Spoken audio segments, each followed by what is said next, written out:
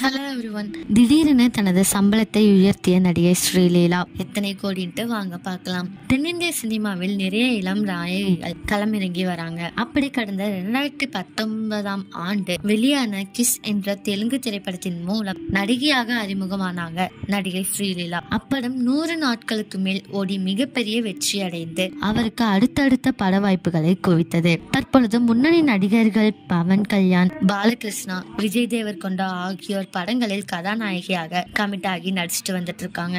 இதை தாண்டி பிரபலங்களின் படங்களில் ஒரே ஒரு பாடலும் ஆடி வராங்க. குர்ச்சி, மாடத பெட்டி, கிஸ்கு கிஸ்கு ஆகிய பாடல்களில் தனது துடிப்பான நடனத்தால் ரசிகர்களை கவர்ந்தெடுத்திருக்காங்க. தற்பொழுது ஹிந்தியில் கார்த்திக் ஆரியன் ஜோடியாக ஒரு படம் நடிச்சிட்டு இருக்காங்க. தமிழில் சிவகார்த்திகேயனின் பராசக்தி என நடிச்சுட்டு வந்துட்டு இருக்காங்க.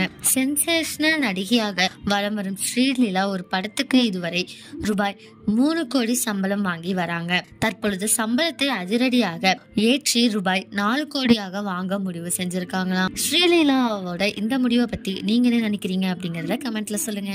இதே மாதிரி லேட்டஸ்ட் சினிமா நியூஸ் அப்டேட் தெரிஞ்சுக்கணும்னா இந்த சேனலை சப்ஸ்கிரைப் பண்ணிக்கோங்க.